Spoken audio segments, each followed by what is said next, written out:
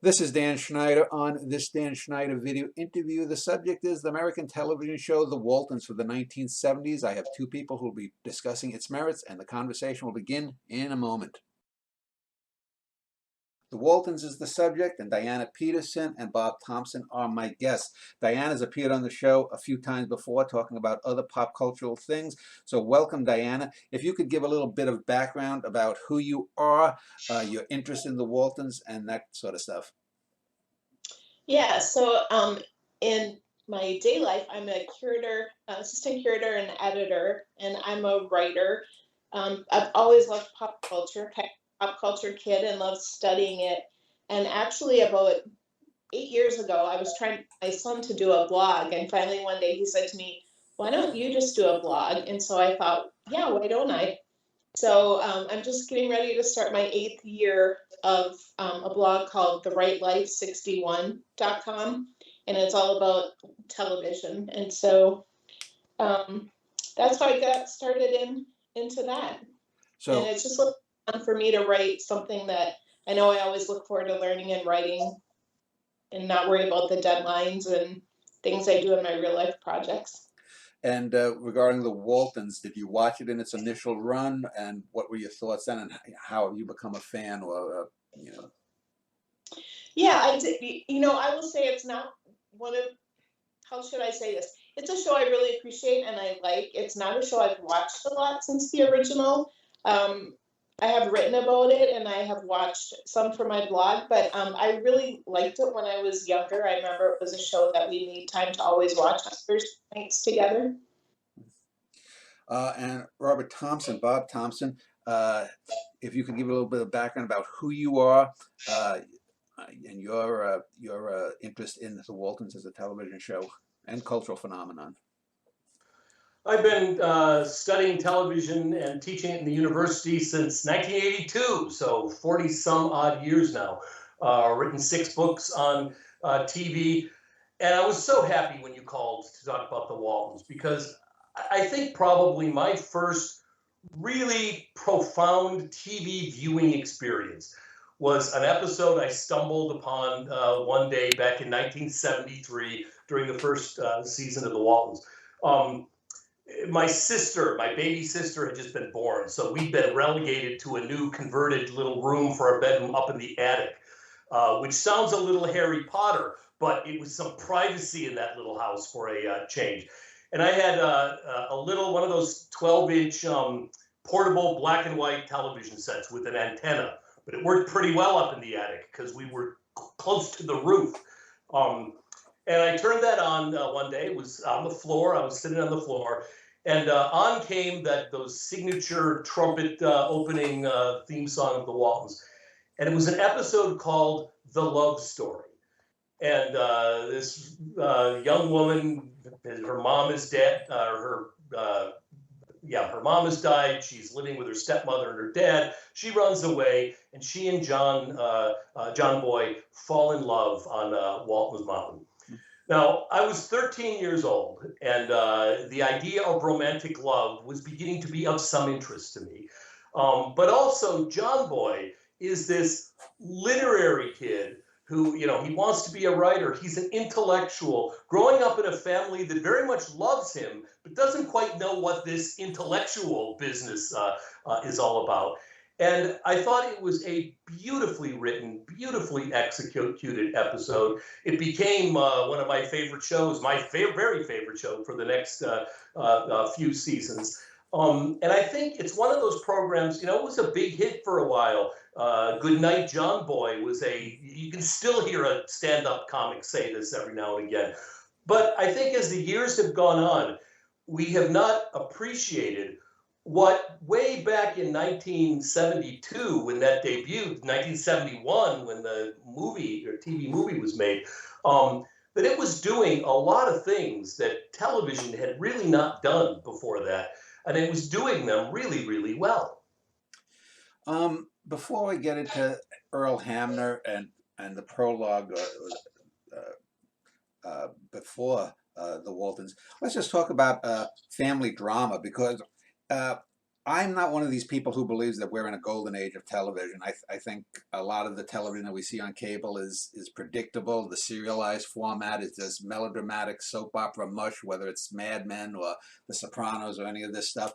But there were in the 70s family dramas, epitomized most by the Waltons, Little House on the Prairie, later a show called Family, also Eight is Enough, where the routine domesticities and the relationships between individuals were explored. Now, we didn't get any black family dramas or Puerto Rican family dramas or Native American. It was all white, but still, that has gone extinct. What are both of your ideas about why this has happened? Bob, if you want to go first. Well, first of all, I do disagree with you. I think the second golden age of television starts with Hill Street Blues, the very year that the Waltons is in its last season, by the way. And I think we are now in the kind of second iteration of that. I think The Sopranos is not only a masterpiece, I think it's a masterpiece family drama. If you take out all the hitting and the offing and the mob stuff, those relationships, I think, are beautifully, beautifully done in that show, and even Mad Men. Anyway, so there's where we disagree. But the family drama has a kind of an odd evolution. The nuclear family, of course, was a major thing in radio before television even starts. And then gets transferred to TV when TV begins. But it really tended to be in the comedy. It was us in our living rooms watching them in their living rooms. It was almost like a funhouse mirror.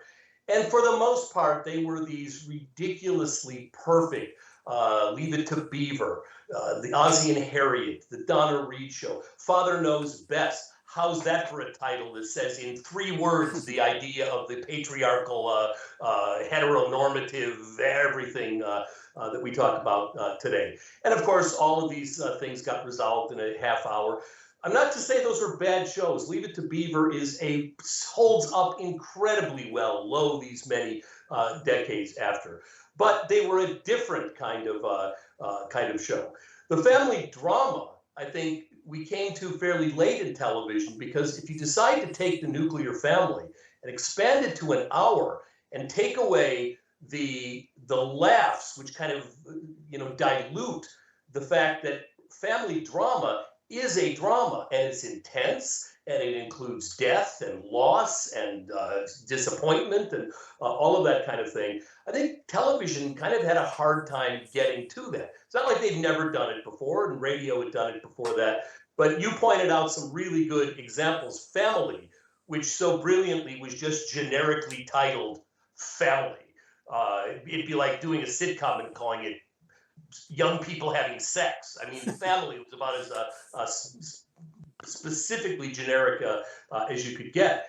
And that really started to do all of these kinds of things. The Waltons, of course, I think is another great example. And one of the ways that they were able to do what they did was that they distanced it through historical time. So all of the intensity and the potentially problematic issues of presenting this, it was because it was once upon a time. The success of the Waltons, of course, a couple years later bred other people coming up with similar ideas, which was to adapt the Laura Ingalls Wilder's book into Little House on the Prairie, also, by the way, set in a once upon a time historical period. I think, though, between the Waltons and Little House on the Prairie, the Waltons was the one that really kind of jumped into and got into the stuff of family. I mean, the mother has a miscarriage. She goes through depression. She gets tuberculosis, for heaven's sakes. The health issues, lost loves, dead loves who turn out not to be dead, all this kind of stuff happens in that show. And even though we've got this idea that it's this quaint little family struggling through the Depression and then the Second World War on Walton's Mountain, that show really did get to some of the raw nerves of what it's really like to be part of a family.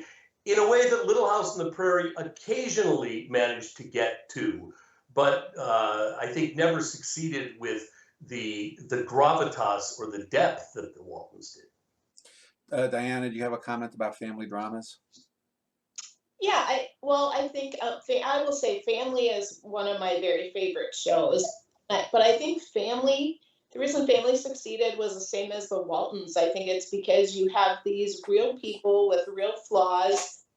They love each other, they support each other, but they also attack each other, don't understand each other. I mean, they're just based on real life. And I think at the time the Waltons came on, I think what helped them a lot is, we had that rural purge in 71 where they got rid of anything that even came within 5 miles of considered rural or country. And so it was kind of surprising the Waltons would come on, but I know that ABC wanted to appease Congress because they were trying to get back to something more family. And several of the actors said they were all told, don't worry, this isn't going to sell. You won't be doing this for more than part of a season. And I think it surprised everybody that it did so well. And I think coming on the heels of the 60s and all the turmoil, people wanted that family closeness. And I'm seeing, I was really surprised. I was talking to some people this week about the Waltons and doing this. And 3 different people I talked to have been rewatching it lately, which just really surprised me. And these are people that I think they like wholesome shows, but they watch wide variety of shows, not just family dramas, and they're all gravitating to it again. And I think it's just everything we've been through the pandemic and all the racial injustice and the senseless violence. I think people are gravitating to that again. So, can I pick up on something you said about the rural purge, which I think is really interesting, and you're absolutely right about that. Probably the most dramatic decision in programming, right, of maybe ever in network history. So you've got this 1960s, and I remember growing up with the flying nuns and the talking horses and the mothers who are cars and sitcoms set in Nazi concentration camps. No kidding, I can't believe as they say it that was a real show and a hit. Genies and witches and all that kind of stuff. And CBS, starting way back, had cashed in with the success of the Andy Griffith Show at the beginning of the 60s with this string of incredible hits, hick-coms they were called. Andy Griffith Show, which became Mayberry RFD, the Beverly Hillbillies, Green Acres, Petticoat Junction, Over in Variety, Hee Haw, Red Skelton. And these shows were enormous hits. The CBS ones, and they were the specialists at this, CBS realized that while these shows were all in the top 10, top 15, they were skewing much, much older. And at this period, advertisers are way, way more wanting younger people, more vulnerable to ads, buying more stuff. They've got little kids, they need diapers, all this stuff. And CBS realized that even though they had the top rated shows, their whole audience was aging out of what the advertisers wanted most. So you mentioned The Purge, which I guess it's called, and it really was. In a matter of 2 or 3 seasons, they got rid of shows, some of which were in the top 10. Beverly Hillbillies, gone. Mayberry RFD, gone. Green Acres, Red Skelton, Hee Haw, were all gotten rid of. And then in a course of just a couple of seasons, they were replaced on that same network, CBS, with a totally different thing. No more flying nuns, no more talking horses. For the first time, primetime television was going to reflect what was happening on the news at 11. So we get, let's see, September 1970, the Mary Tyler Moore Show. Not aggressively feminist, but clearly not Father Knows Best. January of 71, also CBS, that same season, All in the Family, completely revolutionizes American television, dealing with every single week 4 or 5 different issues that TV wouldn't have touched in primetime. And then in 1972, also CBS in the fall, MASH, which of course was about the Korean War, but was really about the Vietnam War, which we were still in. So that was the rural purge. We get rid of all those hit coms and we go for something more hip. But here's where the Waltons comes in. In many ways, the Waltons was a brilliant way for the network to have both of those things at once. It went back to the thing that so many people liked, these rural oriented programs, but it also took a page from the All in the Family MASH book as well, in that the Waltons dealt with anti-Semitism, the war, the Depression, class issues. The Waltons really was an issue-oriented show, and not just little mentions here and there. It delved deeply into atheism. They did an episode on even. So a very careful kind of show. So the Waltons is almost like the rural purge happens, and the Waltons is a way of sneaking that demographic of characters into something that's more akin to the new CBS philosophy. I've always considered MASH and the Waltons to be sibling shows. Both of them were on CBS. Both of them took place in the historic past. They debuted in 1972 in September within 3 days of one another.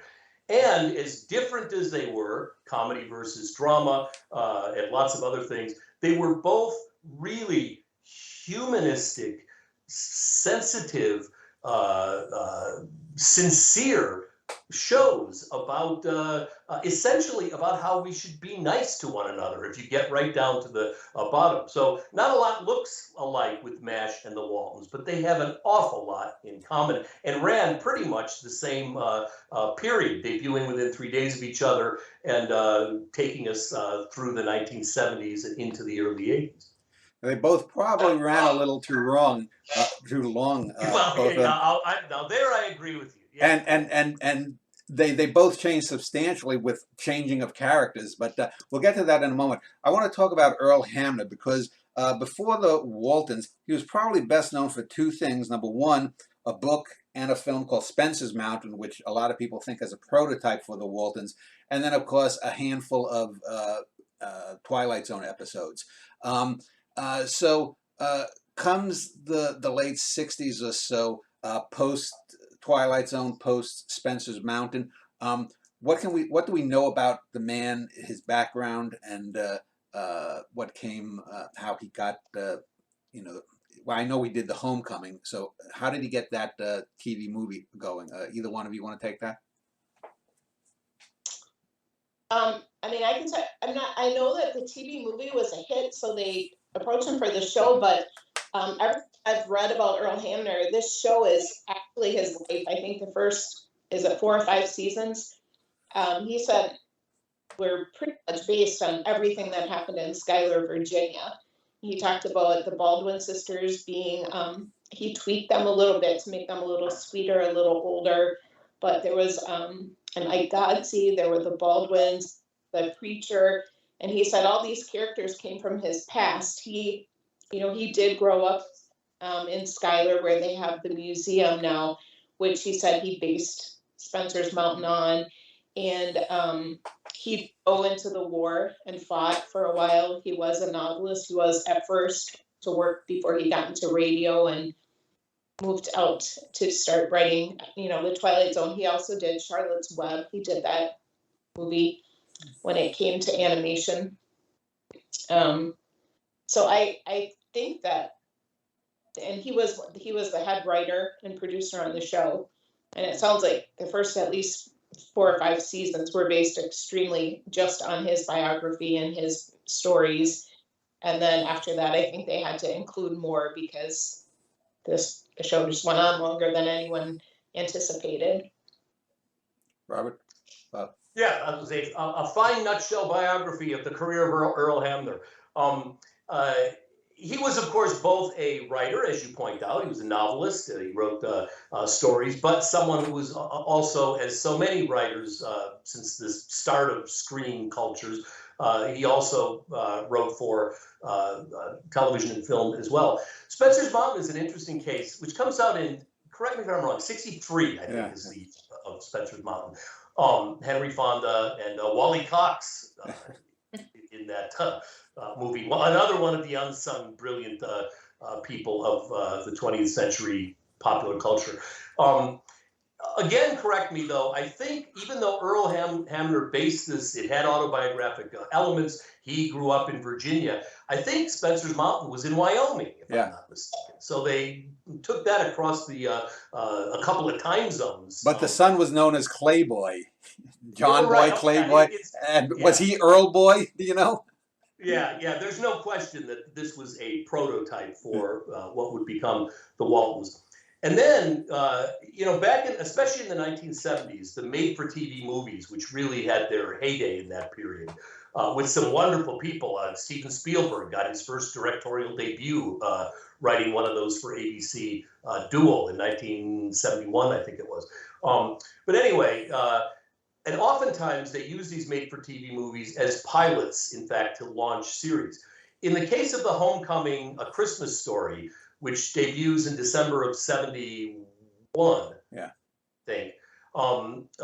This was just a made-for-TV movie. It was not thought of as a pilot back then. So it wasn't deliberately done as a backdoor way of introducing these characters.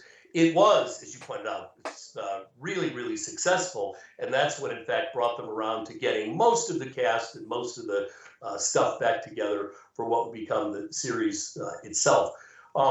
John Boy, of course, is a stand-in for Earl Hamner. I think it's clear. John Boy, of course, wants to be a writer, which Earl Hamner wanted to become. And essentially, The Waltons, to me, is a story about writing. John Boy, at least in the early seasons, narrates it. He's writing it. He's writing the episode as we watch it. So we're almost watching that writing process. And in one of the most beautiful episodes of television ever, and surprisingly, this comes at the end of the Waltons, not the great early seasons, was the final episode in the 9th season, where John Boy goes to New York to become Earl Hamner. This is the episode that finally, just like the last episode of the Dick Van Dyke Show, Dick Van Dyke becomes Carl Reiner, the creator that made the show about fictional kind of merges together. The final episode, John Boy essentially is up to the story where he becomes Earl Hamner. If they'd have gone another episode after that, he'd have had to start writing the Waltons, I suppose. But he goes there, and then they have all these flashbacks of the various episodes in which, especially his grandmother, used to encourage his writing. And the first movie where the dad brings back the tablets for him to write on, I don't know nothing about this writing stuff, John Boy, but here you might need this. Beautifully executed episodes. So I think there is that sense that Hamner hums loudly in the background of the first several seasons of the Waltons and comes back to shout at the final episode of the season. Diana, do you know Ellen Corby was the only adult actor, I believe, that came back from The Homecoming to the show. Do you know why the mother, the father, and the grandfather, Edgar Bergen, who was played by Edgar Bergen, Andrew Duggan was the father, and Patricia Neal was the mother? Were they offered the roles on the show, or what happened? I will tell you, I didn't look at that. I don't know if they were committed to other projects. I have not looked into that. But I did think it was interesting. Earl Hamner went on to create Falcon Crest too, which does not seem like it. Go figure. Yeah, just another fun Earl Hamner fact. I'd forgotten that, and I think it's because I wanted to forget it. I have never been able, as you pointed out, how did that happen? Though I guess if you and I right now were to go and sit down and watch, some Falcon Crest, I'll bet we could find the fingerprints of Hamner in it. But it was a very different, in the time that the Waltons played, Hill Street Blues came out, Dallas came out, television became a lot different place, not for the worse all the time either. Some of that stuff was really good. The invention of serialization outside of daytime, for example, which I guess the Waltons did a little bit of it. But yeah, the Falcon Crest is a mystery. Yeah. Do you know why Patricia Neal didn't come back? I don't. As a matter of fact, when you pointed out, I had forgotten that so many of the original, and now that I think back, of course that was Patricia Neal. Of course it was these people. But it's a demonstration how little continuity there was in the cast between those two, that it certainly wasn't designed as a pilot when the movie came out. So let's talk then about the culmination into the show from the Homecoming. So the Homecoming was a big hit. It wasn't initially to be a pilot. One of the things that I always found interesting is I think that the Waltons was probably the first show that showed black characters as just ordinary people. They weren't the stereotypes. I mean, yes, you had, as you said, All in the Family was revolutionary in a sense, but George Jefferson, in a sense, still had some of the kind of negative stereotypical stuff that black people had there. His wife started out as a maid, but yet when you see the several black characters that are on Walton's Mountains, they could de facto be white, other than the fact that there's a few minor characters that might have some prejudices about that. So let's talk about the whole area, the fictive Schuyler, which became Walton's Mountain. Is that generally thought of as being a realistic portrait of that time in Virginia during the Great Depression? Robert, do you want to take that? Okay, well, first of all, we did have a few black characters before that. Cecily Tyson in East Side, West Side. She co-starred alongside George C. Scott. Yeah, that only ran one season. But while certainly her race figured into that story occasionally, she was simply a fully written character that was about a lot more than just that. And of course, a few years before the Walton debuted, Bill Cosby on I Spy. Very much. You could go through many episodes of that where his race is not discussed, talked about, or anything. He's just this Princeton graduate, spy, tennis player, cool guy who's off all over the world doing espionage. So we'd gotten some of that. Even the soap opera, the daytime soap opera, had begun to integrate their casts before the Waltons came along. But you are, for the most part, right that that integration generally happened on television through comedies. And there's always some discussion about whether how much of Sanford and Son and the Jeffersons was a burlesque, and those arguments go back to Amos and Andy and Beulah back in the early 1950s, at the beginning of television. As for the accuracy of the portrayal, I mean, far be it from me, who did not live in those times in the South as a black person, to make any kind of conclusion about that. I think, for the most part, from what we know historically, the black characters on the Waltons fared better, let's just say, than a lot of black people in the South did. We've seen enough documentaries, I suppose, to know, to have seen some of the evidence of the real thing. But part of that had to do with the Waltons was the black characters in the Waltons, like every character in the Waltons, were individuals who came into this little isolated world. And most of the episodes, or many of the episodes, were about an outsider coming in. But in the case of several of the characters in, especially two of the black characters in the Waltons, they were regulars. But they came in and they were operating within what I don't think I would call Walton's Mountain the South. Walton's Mountain was a bastion of humanism, of liberal tolerance. Walton's Mountain was a bastion of accepting people, even if they were very much against what you believed in. Forget the outsiders. The Waltons was a bastion of tolerance within the family itself. Grandpa kind of worshipped Walton's Mountain as kind of a Gaia character. The father was kind of this grumbling, I guess, semi-agnostic. He did not believe in a god, but he certainly didn't believe in the way that his wife did. Even the elder daughter is a proto-feminist before she would have ever known the word. So even within Walton's, even within the family, there was this tolerance, this acceptance, this dealing with otherness in a sense of rational fellowship. And I think we saw that in all of the characters, including most of the black characters. Even in, what was the episode where the boxer comes in and is trying to raise money for a church, I believe it was.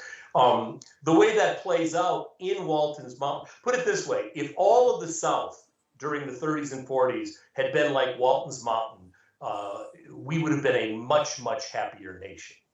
Diana, let's talk about the main characters. Clearly, Richard Thomas's John Boy is the main character. And the first 5 seasons, you know, he's the dominant character. Even when it's about a sister or the mother or whatnot, he still is the anchor. What is your take on Richard Thomas's portrayal of the character, both the character and the actor? Yeah, I mean, I think he did a fantastic job, and I think you get a real appreciation for how hard it was for someone who was artistic. Jason got into it a little bit too with the music. You know, they didn't really understand why he's going to spend his time doing music when, you know, especially Grandpa thinks he can't sing like this, and he's wasting time and money that could be spent somewhere. And when they have, especially when they want to bring him into the mill, I think they want to add the and sons, and that's when he really struggles. But I think he did a great job of just capturing his family and showing each one of them their strengths and their weaknesses, and really understanding them all. And I'm sure, because he is really Earl Hamner, I'm sure that he knew him so well that it was just very easy to write for John Boy. But I think Richard Thomas, yeah, I mean, I know they brought the other guy in for a couple of years, but he even looked a little like Richard Thomas. But it's really hard to picture anyone but Richard Thomas doing that role justice. Bob, let's talk about the grandparents. Ellen Corby was a familiar face throughout the 50s and 60s in minor bit roles. Will Geer was blacklisted for a couple of decades. I think he had a really good role as an almost cult leader in Seconds, a Rock Hudson film. I don't know if you've ever seen that, but this was the show that really established him as a name in the handful of years that he was on before he died. Can you talk a little bit about both Corby and Geer? Yeah, you're right. As opposed to Richard Thomas, which I think most people probably saw for the first time on the Waltons. It's not like that was his first job, but most people probably saw him for the first time, which, by the way, I think was a real asset, because he came in and embodied that role so beautifully, and didn't bring any baggage. We didn't have to think. We didn't have to forget that, oh, he was that guy in this show or that guy in that show. He was John Boy. I had the sense watching that show as a kid that when he left the set, you know, he went off with his little tablets and wrote stuff down in them. The grandparents, of course, were more established actors, but as much as the great seasons of the Waltons were very much about John Boy, and he was very much the central point of view. He narrates it. It's his voice. Those grandparents were also really important anchors in that show. For one thing, we've got this whole idea of a multi-generational family. The Depression is this crisis in history that breaks in the middle. John Boy is the generation, along with Jason and the rest of his siblings, who are going to have to pick up the pieces of this. They'll be the people who have kids and tell those kids to turn off the lights. When I was in the Depression, we couldn't afford to, leave them on, that whole kind of thing. They'll become that generation. The grandparents are already, slouching toward eternity. They're old. They in fact reach eternity at some point during the season. But by them representing that kind of pre-Depression, pre-change, first generation of this multi-generational family was done so beautifully. And oftentimes the wise grandparents are generally portrayed two ways: comedies and dramas. They're either these dotty comic relief characters, or they're sort of the wise old sages. And both of those, the dotty old thing can be funny but offensive. The grand old sage can get really annoying after a while. Yeah, Grandpa, we know you've been around for 80 years. You know everything. Can I just go to the prom in this outfit, kind of thing? Not so with these Walton grandparents. They had this kind of sage sort of wisdom, but they also had their own foibles and peccadillos. And the relationship between the two of them was, I think, one of the great marriages in television at that time, because they had they both remain very much their own separate characters, but at the same time, combined, they represented a bunch of generational things in some really wonderful and sometimes hilarious ways. Diana, if you could talk a little bit about Olivia and John Walton, Michael Learned and Ralph Waite, and your opinions of the actors and the characters. Yeah, I think they were opposites in many ways, and you could tell that they really loved each other. I mean, he would, when they renew their wedding vows and he takes that time and to go pick out a dress, you can see how much he loves her and appreciates her. I think Olivia kind of, in many ways, was the glue that held the family together. I think Olivia, born in a different time when she had money, could have done so many things. There was the episode when she went to do art. John Boy tells her that there's free classes at the high school, and they'll see her doing art once in a while. I think she has many interests, and she really wants better for her girls. I think she really wants Mary Ellen to become a doctor. And there's an episode where someone in the family is telling Erin she needs to learn like cooking skills and different things, and Olivia just makes the comment that girls don't have to do that anymore. They can be whatever they want to be. So I think had she lived in a different time, and I think she could relate to John Boy and Jason with their music. She could relate to John providing for the family. She just was very relatable to everybody on the show, and the glue that understood all their viewpoints and made everything work, I think. I'm getting goosebumps just hearing you describe that. I think that's absolutely true.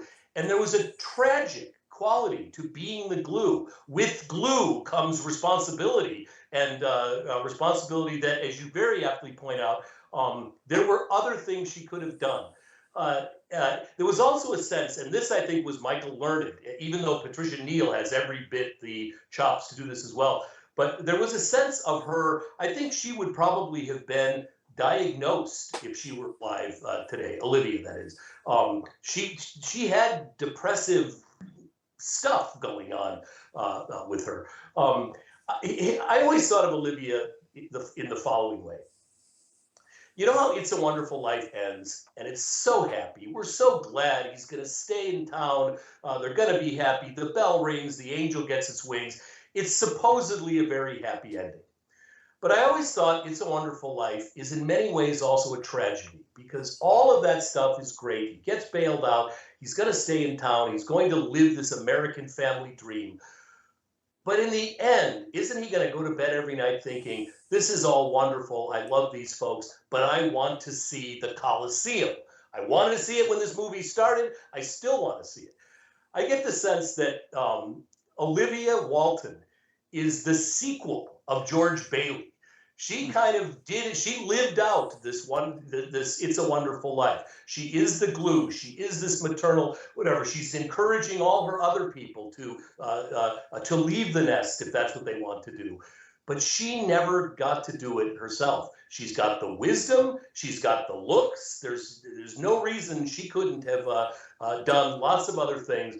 But she elected not to. And I get the sense when I see sometimes that Michael Learned was good at those kind of looks off into the distance, that she may be, she loves her family, she would do anything for her family, but I have a feeling she's thinking oftentimes about what happens outside Walton's Mountain. John Boy should have been born in New York, he'll get there. Olivia maybe should have been born in New York, she'll never. Yeah, and I know when Hamner talks about his parents, they seem very much like that. His dad had to quit school in, I think it was 3rd or 4th grade, because his grandfather was very ill, and so he had to work for the family. I think they worked in the quarry there, the soapstone quarry, while his mom finished high school and was much better educated and more interested in reading and education and helped all the kids with their homework. But I think when Olivia left the show, I think that's a lot when the ratings started going down. I think it was, you had Richard Thompson leaving the show, and then I know Michael Learned suffered from alcoholism, she mentioned, and I don't know how much that was a factor, but, and then when Waite left, it just wasn't the family anymore. It was the kids, and I think maybe it's going back to those older viewers and the younger viewers aren't coming on because now the kids are turning into their parents. I don't know. But it's kind of like real life, though, isn't it? Where we remember these golden age Christmases when grandma was still there and everybody was still there. And then people leave. I mean, that one of the great tragedies of American family is people go away. And in an odd sort of way, the Waltons showed that happen to us for all kinds of different reasons that weren't in the narrative. But we grew to love that family in its prime. And like every other family, people disappear. And I think one of the reasons, the ratings went down, I think, for a number of reasons. The show was beginning to get long in the tooth. We missed those great characters. But part of it was a real bummer to tune into the Waltons. It's like going home, for Thanksgiving when you're in your 40s, and all the memories that you had of the people of your great Thanksgivings aren't there because those people aren't there anymore. Watching the Waltons toward the end had that sense of the latter day Thanksgivings, and it was really sad in that respect. Bob, let me just ask you then about the three youngest boys, but below John Boy. Jason, Jim Bob was the youngest. Who was the middle one again? Ben. Ben. Oh, nicely remembered. Yeah. What do you have any comment on either the actors or the characters, Bob? Yeah. Okay. So those characters. I mean, clearly John Boy is kind of the tragic center to this whole thing. He's the one that consults his muse and looks out toward the moon and pours genius onto his little Indian tablets or whatever they were. Those other characters always seem to have to, which is often the case in big families, kind of not only struggle their way for their own attention and place in the family, but struggle their way for their own decent storylines in the show itself. But I think they did manage to do that, and of course they got that opportunity when some of the big cast changes came along. I think if I were to point out, I mean, the John Boy character, I suppose I most identify with. The grandparents, I think, are some of the greatest creations of that show. The parents have all the stuff that they did. But maybe the most interesting character of all was Jason, because he's not the boss. He's not the center of the attention. But he is, in fact, having to make his own way in the world, come up with his own identity. And on top of that, he's doing it in the shadow of this Byronic character, John Boy. I mean, how would you like to be John Boy's little brother? Here's this guy who's going to go off and, become Shakespeare. And Jason is kind of struggling with his own kind of thing. Also, John Boy seemed to be, I don't know who's next? Mary Ellen in age? I don't remember. Anyway. I think Jason. Well, I'm not next, sure. Okay. Yeah. But anyway, John Boy seemed to be off in his own demographic space. And then there was kind of the rest of the kids. I guess we're separated in the middle ones and then the two little ones. But John Boy seemed kind of not only the pick of his litter, he seemed like the only one in that group, whereas the other one had a struggle for the both the dramaturgical as well as their own emotional nourishment. Like a bunch of little puppies at mother. Bob, one of the things that I remember of the Ben character, there was an episode where they dealt with his being short, because he's clearly sort of the runt of the litter. The younger kid passed him. And then also it seemed to me, Jim Bob, nowadays, you mentioned Olivia depression, Jim Bob might today be considered autistic. He seemed a little slow. I don't know if it was the actor's portrayal or the actor's natural stuff, or whether he did it for the show. Any comment on either the two youngest boys? Yeah.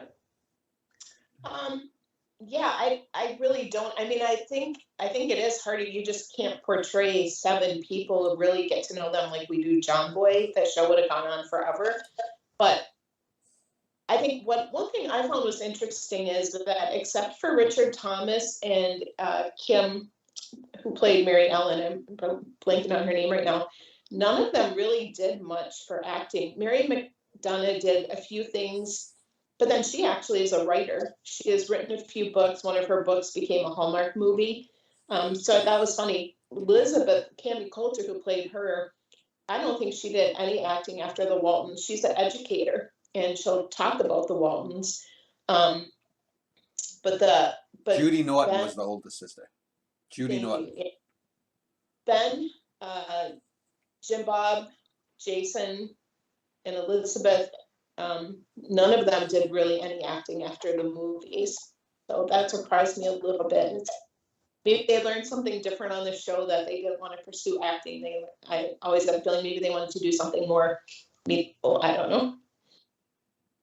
The neurodivergent thing you talked about, I think, was there. I don't remember an episode that ever really got into exploring that in any way, and it very likely wouldn't have been explored in a family at that time. Mary Ellen, I really like the acting in that character because of all the people there, I got the most sense that she actually wasn't in a TV show, that she was just acting like a kid that age would act at that point. She could get cranky, she could get even belligerent at times, but at the same time, as I said before, she had this kind of proto-feminist thing going on. But all of the rest of that family, you always had a certain sense of distance, that yes, this was taking place in the 1930s, later in the 1940s, and that you were watching something historic, a little bit like maybe it should be seen through a sepia filter or something like that.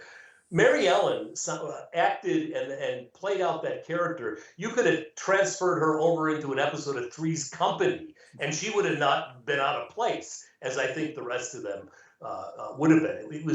She was a very 1970s girl living in a 1930s world. She always seemed to me to be a flesh and blood equivalent of Lucy Van Pelt from the Peanuts.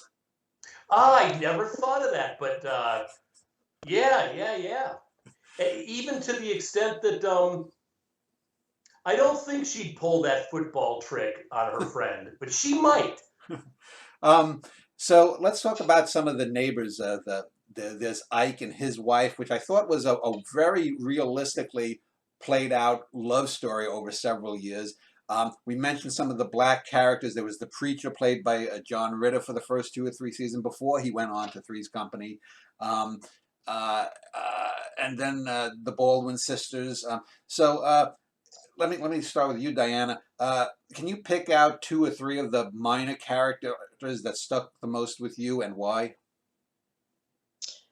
For me, it was probably Ike and Cora Beth, just because they had a very different relationship, and it always seemed to be, even when they got married, they said there's different reasons people get married. I remember Olivia telling her, not everybody gets married for, I don't remember how she put it, but basically it was that true love, that, and I think they did probably marry more for companionship. And I think they had to go, being older, they had to go through a lot of ups and downs and figure out their place in that relationship and how it would work. And they had expectations of each other that were not realistic or met. And then sometimes they would try to change to fit the other's expectation. And that person would realize that's not them and that's not who they are. But she there again was so interesting. I mean, she was always looking, sometimes it almost seemed superficial about the things she wanted to do. But, when she got into real estate, she really seemed to like that. And, Ike made the comment that she made as much as he did. I think a lot of people talk about the Baldwin sisters being their very favorite characters. And I think that's just that arsenic and old lace kind of stereotype. You felt bad for the Baldwin sisters. I think when they had that one party and half of the invitations came back because people were deceased and they didn't realize it. They lived in their own little world and, just carrying on with the recipe. So. Wow, Diana, you're Waltons. Kind of. Well, I said I watched it. I just, I have written about it. I think, this past year in the family's life. So it was fresh on my mind within the last 6 months. I think I'd written about it and done some research. So The Godsey's relationship with, didn't she always call him Mr. Godsey? I think so. I think, except a few times when you really got the sense that she did love him when she called him Ike or Isaac. She might have called him. Yeah. Okay. And then those Baldwin sisters. I mean, that was like a set piece in the Waltons. It was always like, and back then you always had to go to your, Arnold had to say, "What you talking about, Willis?" at least once in every episode. David Banner or Bruce Banner had to turn into the Hulk twice per episode. They weren't in every episode. They're in fact not in a lot. I mean, if you put all the Baldwin sisters together, it would be surprisingly low. But they were that set piece that whenever they came along, you go, okay, here we go. We're going to get to see. And those two Baldwins, were up there with, Laurel and Hardy and Martin and Lewis, as you knew you were going to get exactly what you expected with them. But like so much else in the Waltons, it was effortlessly put in. It made perfect sense. It wasn't like all of a sudden we had a laugh track in the background or anything. It was really very well put into that. And again, getting us to this idea of tolerance and acceptance. And even though alcohol on Walton's Mountain was a sin, like so many other things were, they were completely accepted and embraced into the family of this community.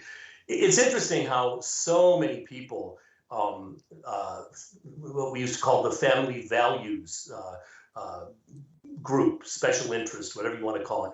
The Waltons was one of the things they said, we need more shows like the Waltons. The rest of the world is taking us away from civilization as we know it. This is what we need. The famous George H.W. Bush quote in 1994, we need to make this country more like the Waltons and less like the Simpsons.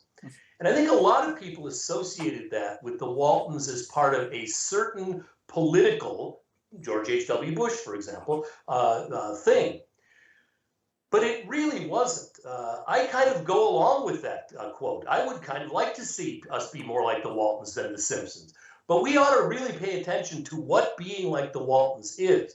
Because if we look at the political attitude of an awful lot of people who think the Waltons is, the greatest show because of its family values, they are certainly not also absorbing and talking about and advocating the kind of personal politics, emotional politics, spiritual politics on the Waltons, which was just spewing with tolerance, acceptance, turning the other cheek. I mean, I'll say it again, the Waltons in every realistic sort of way were a bastion of liberal humanism in this mountain of kind of strict Christian belief. And that's the lesson I think we might learn from the Waltons.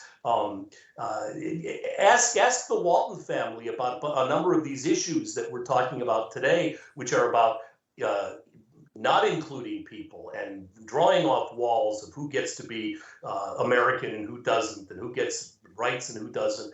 I think the Waltons, in almost every case, would have voted for the underdog. Right. Let's pause here. Go ahead, Diana. I think Olivia was shaped by, you watch her and her viewpoint and her relationship with the Baldwin sisters change dramatically over the seasons. She was very standoffish about them at first and didn't want anything to do with them. And it took her a while to come around to accept them. But she did. So we talked a bit about the milieu and the characters. I want to talk about some of the technical aspects of the show. First off, I think the narration by Earl Hamner, both the intro and the outro to the episodes, are some of the best writing ever on television. I know I use some of them. There's a website that lists all the episodes and the intros and outros, and I use some of them as epigraphs in a book I wrote some years ago. What did you think about sort of the formulaic intro and outros used, supposedly written by John Boy, but really written by Hamner. Diana, if you want to go first. I think that was one of the hugest parts of the show that made, I think, yeah, he just captures everything beautifully, and the way that he introduced it and then wound it up. I mean, you could just read his introductions and his conclusions to every episode, and you would have a beautiful book with that alone. So I thought that was brilliant that they did that. Yeah, I agree. When I said that I thought the show in the end was really about writing the intros, and I always call them John Boy's narration, but you're right. It's not the character of John Boy. It's the voice of Earl Hamner. But again, how those are elided and kind of mixed together. But it did. Those episodes were bookended with literary expressions of ideas about being in a family. And then we got to see the episode, which was a dramatic expression of those kind of things. But those narrations always did base this, that this is really about writing. It's about a writer, and it's about how we take the past and our own experiences and we turn them into something that we can share with other people, either in writing for the page, which Hamner did, or writing for the screen, which Hamner did, and that we were watching at the time. And you know, this technique hadn't been the first time we'd used a narrator, obviously, for things, but this technique would be almost exactly used again, and sometimes very nicely. I think of one of the most wonderful uses of this would be the Wonder Years, which debuts in '89, and they're using it also in the new version as well, where we once again have an adult with a narrative voice played by someone different than the character that we're going to see in the show, who is looking back in time and putting a literary gloss onto what we're about to see and what we're seeing. And like the Waltons, some of those are a little overwrought and whatever, but some of them are absolutely beautiful. In the end, the pilot, which is a defense of the Wonder Years, a defense of the suburbs, much like the Waltons was a defense of rural living, is some of the best writing about the suburbs I've ever seen in any medium. And then the Goldbergs, which was kind of like not the Goldbergs, Molly Goldberg, Gertrude Berg, but the one that just ended last week.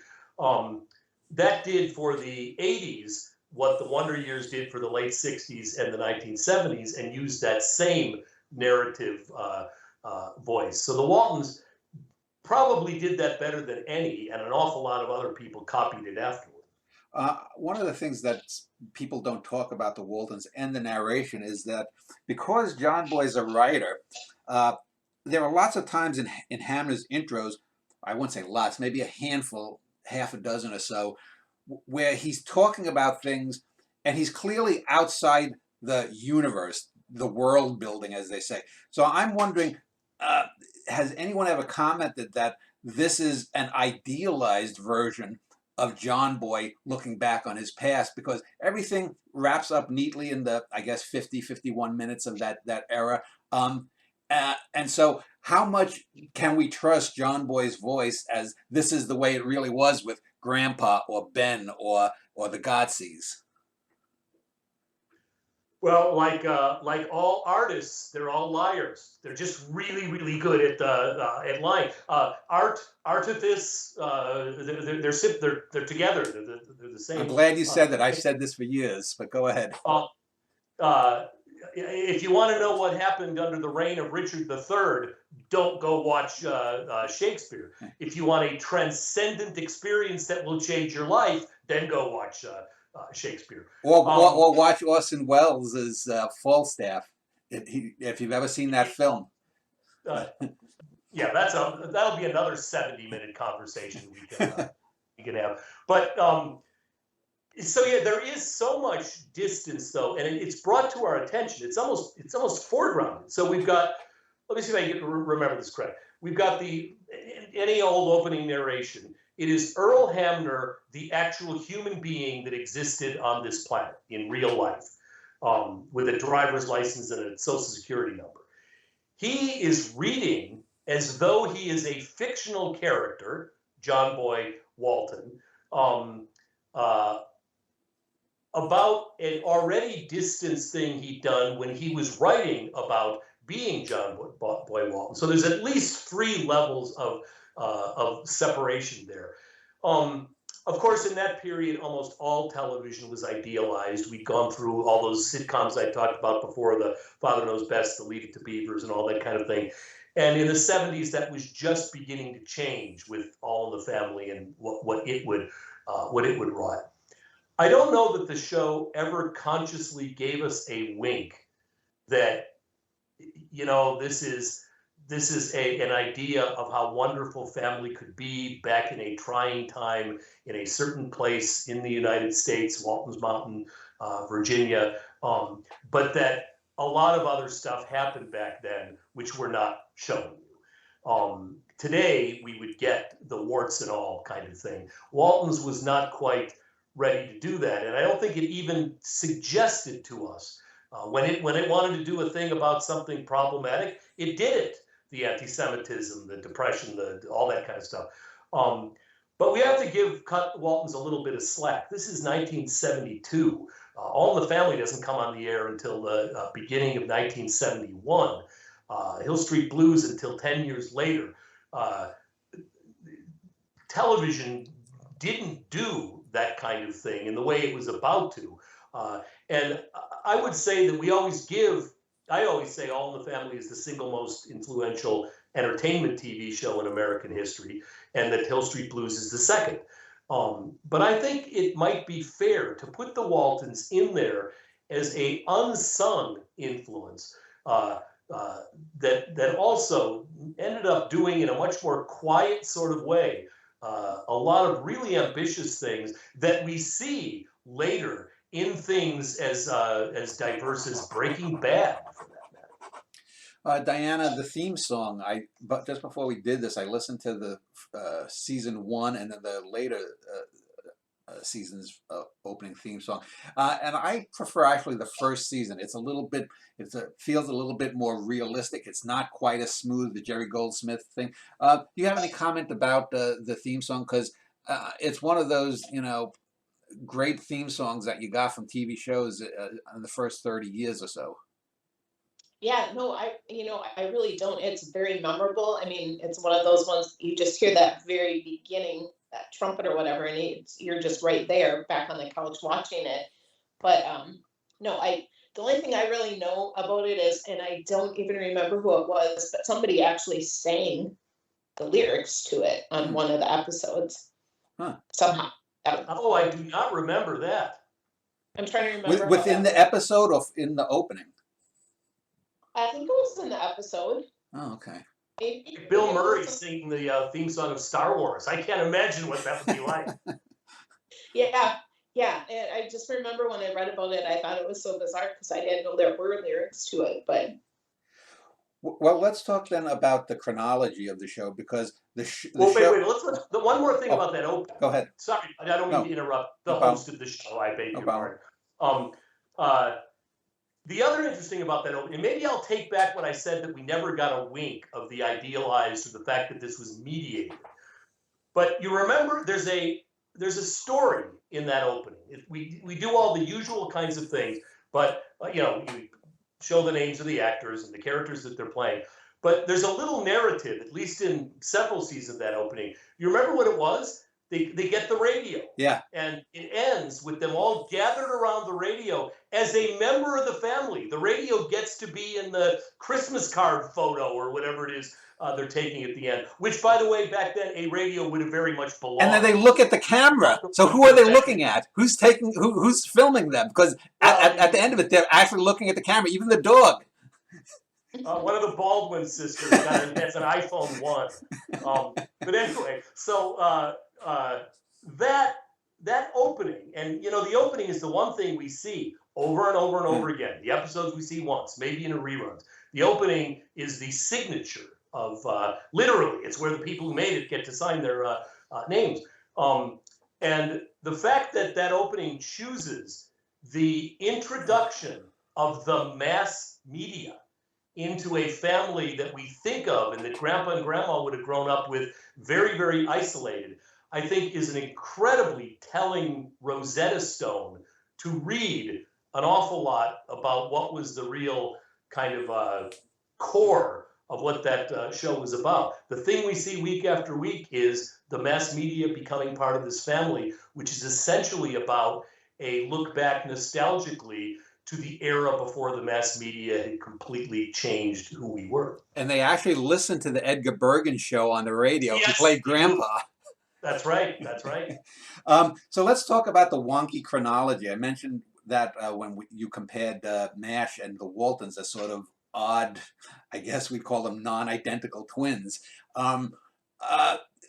The Homecoming, I believe, is set in like 1933, and John Boy is 16 or 17, so he would have been born around the same time my dad was in 1916, and yet over the course of 9 seasons we go from, let's assume that the show starts in 33, just a few months after the Homecoming, so we're talking 33, 34. They would only get up to the World War II, but by the end of the show, and then with some of the movies, 25 years have passed, but 40 years have passed in their reality.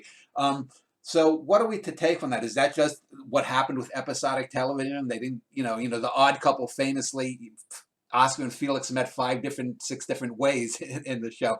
Bob, do you have a comment on the chronology? Yeah, Samantha comes home one season, and her husband is played by a different man. She doesn't even comment. And that's just one of the zillion reasons. Okay, so there's a couple of things. One is when each thing is set, the series, the original movie, the whatever movies, and oftentimes we actually get references where we would know this is 1934, this is 1941, the Pearl Harbor episode, for example. So there's that, which usually adhere to an internal logic of, accuracy, whatever that means, of that period. If you go around and do the math, I don't think it works out. There are references to anniversaries of John and Olivia that they're married too long in one episode than they would have actually been married, according to other references. So the math doesn't work. But why do we watch TV? Because we're no good at math. We watch TV because we're not doing our math homework. So let's cross that out as not mattering. Also, it's just the liberties that one takes as a show evolves. The Simpsons, there's an episode of The Simpsons where I learned that Homer Simpson graduated the same year from high school that I did. The Simpsons is still on. He's still the same age. His kids are still the same age. All of that has happened. So we can't ask fiction to kind of adhere to the calendar. St. Elsewhere was my favorite. St. Elsewhere went 6 seasons, but it only played 3. It was only 3 years. So it was a show about 3 years in a hospital. It went 6 seasons, but within each 2 season of year, it wasn't like season 1 was half of the first year. Season 2 was the second half. In season 1, they do a Christmas episode from that first year. In season 2, they do the Thanksgiving episode from that same year, which would have happened before. So I think it's just that chronology doesn't always make sense. I don't think we should ask it to. And if we really decide we're going to start looking, like some people love to do, at the inaccuracies, continuity errors, and all the rest of it, I have bad news for The Great Gatsby. Family Guy did a whole episode on the continuity problems with what we think is one of the great American novels. So you're right to point all this out, but I think you're also right to just move on. Diana, any comment from you on that? No, not really. I think that's just So writers have to write about. I think at OUC you're going to find plenty of things that just don't make sense. So let's talk about what's his name, Robert Whiteman, John Boy #2, because the 70s were famous for having like there was infamous this fake Jan from like when the Brady Bunch did their drama show. I have to say I can barely remember him. I don't think when he played John Boy, he was always in the background talking about the other characters. I don't remember many episodes where he didn't take, he was coming in and out of their lives. He was, you know, like a special guest star. Diana, what is your take about Whiteman as John Boy 2 vis-a-vis the original Richard Thomas? And I think then Thomas came back for some of the TV movies. Mm. No, I agree. I don't. He wasn't very memorable, and I don't know if they did that on purpose. I think it didn't work. I think they tried it. I think they had to try it. John Boy left so early. I mean, the real John, you know, Richard Thomas. And I think he was such a huge part of the family. They had to try to find a way to make it work, but I don't think it did. And I think they probably realized that pretty quick. And then, like you said, Richard Thomas did come back for the rest. So you can almost, in your mind, just assume that he never left. And just an aside, I did Google it. Actually, it was the cast of the Waltons on Dinah Shore, and Dinah sang the lyrics for it. But it would be a fun one because Will Fergie sang Ironing Board Blues and a few, and I remember it well. I'll be forever grateful if you'll send me a link to that. I'll watch it over and over, I'm sure. Okay, yeah. Well, I know Ike and the kid who played Jason, they had a little routine they took across the country too that they did with singing and dancing. So I guess a little music came out of the show in different ways. And the Whiteman actor, since his John Boy was often, you know, it was Hamlin and Herring, but since the character he played is often in New York, or I guess he was a cub reporter, or what, you know, as he was doing his own personal writing, it makes you wonder, well, how did he know all these details? You know, Ben must have sent him some really goddamn long letters. Well, people wrote long letters back then. Any comments about from the very first movie of the Waltons? They had plenty of paper. Yeah. Any Nazi kept them in charge. You know, Whiteman, again, and it's interesting how three people who are having a conversation, all three of whom supposedly know a lot about the Waltons, and I think all of us are kind of glazing over when we are trying to remember those episodes. They aren't as memorable. And unlike I made the Darren Bewitched comment before, that went off without a hitch because that character was so much a, kind of a beautifully done cartoon, but it was a cartoon. It's a real testament to how Richard Thomas embodied that role that he ruined it for anybody else to ever possibly come back to it. You can replace people, and there has been some relatively successful star replacements, even in the character that's the same name, though that's less likely or less common. But I think that was an impossible task that poor actor had to do, and he was not a bad actor. Yeah. But John Boy, if you're thinking of some of the most memorable characters of television in the 1970s, he's certainly up there. That was a job. If I would have been that guy's agent, I'm not sure I would have put my client into that position. I mean, as much as someone like William Shatner gets ragged on, has any other actor who played Captain Kirk in all the subsequent movies come even close to Shatner's, hammy? I mean, Shatner is Captain Kirk for God's sakes. But so let me just as we wrap things up, two final questions. Number one, let me just ask you both, and I'll start with you, Diana. Is there anything you want to add to things that we missed? A character, an episode that stuck in your mind, or whatever? I'm trying to think. Oops, sorry. I'm gonna have to. My phone is dying. I can't offhand. There were so many great episodes, but if you're asking me my very favorite, the one that you mentioned that you saw, John Boy, I think John Boy has a lot of really interesting relationships. There's the one maybe where the writer comes in and talks to him when he first starts writing and learns that, and then goes away and they never see him or hear from him again.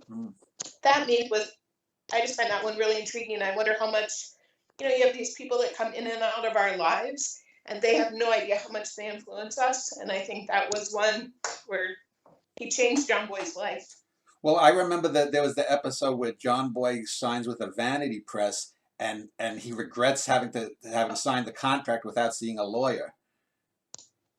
Yeah, that one Olivia sets him up. Olivia actually sends his manuscripts in without his permission. Mm.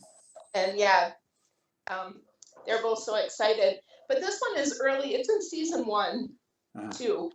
And yeah, and I'm trying to remember, this guy comes to the mountain and talks to John Boy, and then he leaves him with a book. It might have been Moby Dick. Because he leaves a book with him, and then John takes that and puts it in his backpack later. Bob, do you have any episode or character, any other point that you want to make that we haven't made yet? I'm still trying to get my head around the idea of, if Create Space had existed back in the day of the Waltons, we would have seen a very, very different series. He could have just published his stuff all direct online and been done with it. He could have done that from the moon. Well, I think the one thing we might want to just leave with is how this show itself left. So it certainly had many, many reincarnations. I think 6 made-for-TV movies, and then the 2 new homecomings that played over the last just the last couple of years. But the show itself, which goes from 72 to 81, stretches an incredible period of American television. And it's kind of amazing that it made it through that. It starts in the early 70s during that CBS relevance period where we're getting MASH and Mary Tyler Moore and All in the Family. All in the Family, of course, the most important. And then it also straddles the bipolar crisis that happens in the mid-70s. So we get Watergate, the very bad ending of the Vietnam War, the collapse of the auto industry, the stagflation period in Jimmy Carter, the taking of the Iranian hostages, the whole kind of collapse of the American identity. The Waltons is still playing during all that. The rest of TV changes in big ways. We go from the top shows of the early 70s being Norman Lear's relevant shows.